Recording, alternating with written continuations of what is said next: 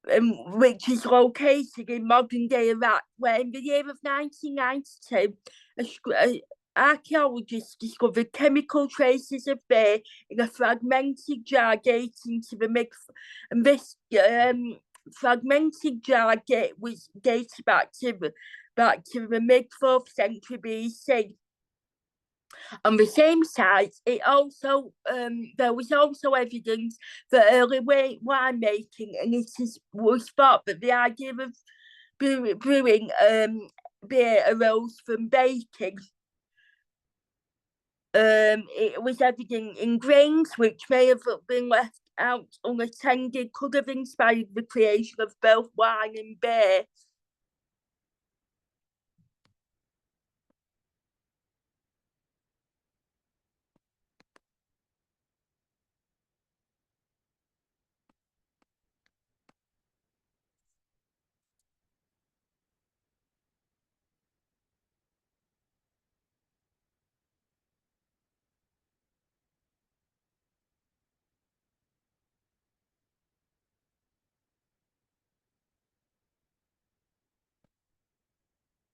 So I've told you there a bit about the goddess Annika, who was also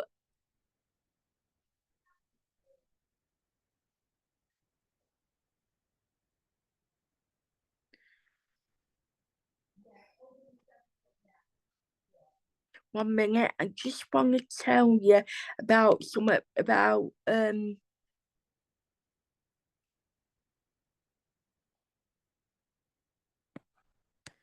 about beer being a drink of the gods and going right. So beer was also the drink of the gods, and Ninkasi was both a brewer of beer and the beer itself. Beer was also the drink of the gods. This is evidence from a number of myths, such as the poem Inanna and the god of wisdom, where the goddess Inanna and the god of wisdom get drunk together. Inanna is able to trick him into giving her powerful element she needs for her city. In the poem, loses he loses face and face through darkness, and Nima, the goddess Ninka, loses prestige when she is beaten in a drinking game by Annika. The inability to settle one's drink is regularly depicted as a weakness, but beer itself is never criticised. It is the fault of the drinker. If he or she is unable to maintain self-control while drinking, beer was created to make the heart feel light, and the goddess responsible for such elevation was Ninkasi.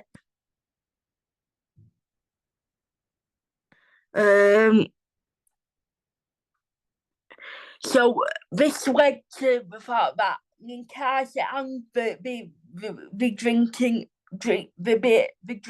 ale of beer had also was associated with healing properties.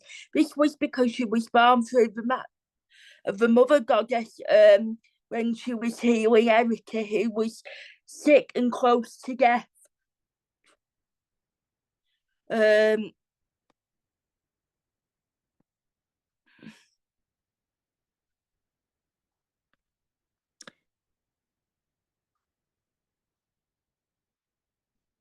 and I'm now going to tell you a bit about the hymn. So there is a hymn singing Kazi, and this was in an age where few people were literate, so they couldn't read or write. Um, um, and this song is an easy way for them to remember the recipe for brewing their beer. Uh, so it began with flowing water, baked barley bread and mixed it with honey and dates. Once the bread had cooled on red meat mats, it was mixed with water and wine before being put into a stove. And then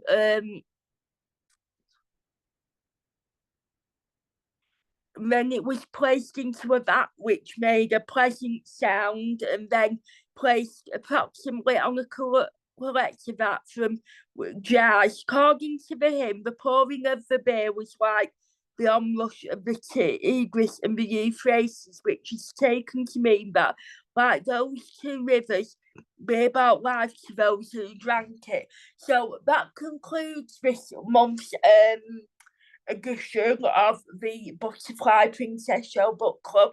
Thank you for joining me, and I will see you again at the end of April for the next instalment. Take care. Bye bye for now.